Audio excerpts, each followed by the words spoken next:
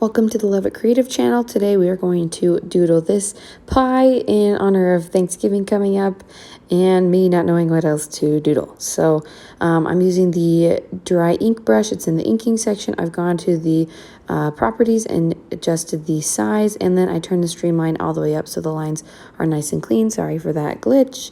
I gotta love the editing software. You can also use monoline, which is in the calligraphy section, if you want cleaner lines, but I like a little bit of texture. So we're going to go with the dry ink brush.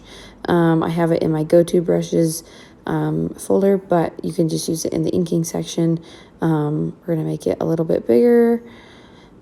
Not big enough. Nope, not big enough. We're going to have to go. A lot of my brushes, I have multiples of each one, so sometimes it takes a second to find the right size. So we're going to go and we're going to turn the drawing guide on and just get it a little bit bigger. Doesn't have to be exact. And we're just going to use this guide to make it so it's symmetrical all the way across, because we're going to have like little ridges along the bottom. So I'm going to make sure that's in the middle line, and then see how the two edges aren't quite the same. The other one drops a little bit lower, so I edited that just a little bit.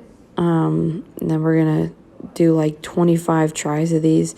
I tried to do it without the drawing guide and it was a hot mess. And there we go. Not perfectly symmetrical, but I like it like perfectly imperfect.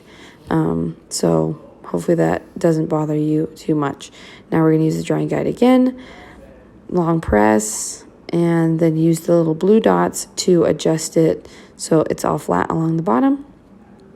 Now we're going to use the drawing guide again, but now we're going to tap symmetry and make sure the drawing guide is on. We used the 2D before, and now we're using symmetry. Tap done. I wanted to make sure the drawing, so you want to make sure that assisted drawing is on. That will make it so it mirrors the image, whatever side you draw it on. So now we're going to try one side. Another glitch. Man, this is annoying. Sorry about that. And this will take a second just because it's hard to like get it to match up perfectly. There we go. Now we're going to turn assisted drawing off. That was what it looked like before. I did like a doodle and I didn't like it. So deleting that, turning assisted drawing off. Now we're going to add our color. Usually I do a sketch layer and then I trace over it, but where I use so much like exactness with assisted drawing and like perfect shapes and moving things around, I'm just going to turn this black. So I'm going to swipe left with 2 fingers and then pick black and then do fill layer, and that will fill all of the pixels to be a black color. So that's our outline layer. Like I said, usually do a sketch layer, and then like do my line layer over the top, but I didn't feel like that was necessary. I felt like this was a mighty fine line layer. So now we're gonna pick like a brown. So if you go like in the oranges section and then pick like a less saturated, darker orangey yellow, that should be good for your crust. So you could use the selection tool for this, but instead we're going to go all the way around and then just color drop in, and you don't get as much texture with this, but I'm okay with that. So we're going to color drop it, and you can see my color threshold wasn't super high, so I need to do a little bit of tracing again. There we are. Now we're going to do a new layer and do a green. You can do whatever color you want. You could also do like a darker brown if it was like a clear tint. You could do silver. Oh, just kidding. We're not doing the bottom. We are doing a darker brown in the holes. I think you could also do like a color in here, like a dark red if it was like a cherry pie. That was a scam email. I've been getting a crap ton of those. Stupid. So you could do like a dark red.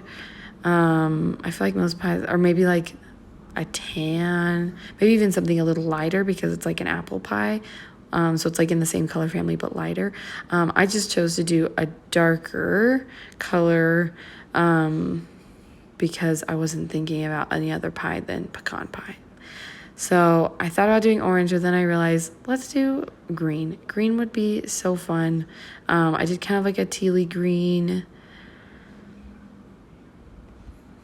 Yes, perfect. It'll contrast great with the brown. So now we're gonna do, we're gonna make that our reference layer, and then go to a new layer and select just that section. Because our lines are all connected, this allows us to do that. And then we can color in, and this will give us more texture. So this is another option, something you could have done for the crust above. And normally I speed up the coloring, but I'm trying to do more real time. So if you wanted to do this side by side with me, you could. If not, you can tap the like +15 and fast forward a little bit. So there we go. We've got all of our color layers, all 3 separate. And now we're gonna add a clipping mask layer on top of that. And we're gonna make it an overlay layer. So overlay is a little bit farther down, and this allows us to work in grayscale, but it will come up as like a darker green if it's a darker gray. So now I just have to find the perfect size for the shading, and I'm just gonna do one across the side and the bottom, kind of at an angle, long press. And then we're gonna do underneath. And I kind of swooped it so it's not like perfect like the whole way around.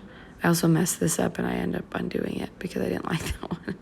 So if you're someone who has to undo and redo a million times to get it what you want it to look like, you're not alone. If you get it right on the first try, you are my hero. So we're going to do the other little scallops. I don't know if that's the right word. Hopefully that's not right. Hopefully that is the right word. So there's our shading. We're still using the dry ink brush. Now we're going to go to that layer and tap the N and then drag just to get like what we want. You could do this darker if you wanted to, or you could even do it lighter. Now we're just going to add a little bit of a highlight with a lighter gray. I feel like there'd be a little bit of reflection there. So that's what we're doing. I don't know if that's right. I'm not a classically trained artist, so hopefully that doesn't make you mad. Now we're going to do another clipping layer and clipping mask and do the same thing. Since we already had a nice light gray, we're going to use that. But I'm going to do a little more intense, and then we'll adjust the opacity later. So we're going to do that here and here. I try to keep my lines all connected with my line layers, not too like lumpy and pretty seamless. And then we're going to go underneath here. So with our line layer being on top, it makes it easy to like color behind the lines. So you don't have to worry about being super perfect with this. You can kind of just like go along the edge and, I don't know, like guide yourself through it. You don't have to be perfect.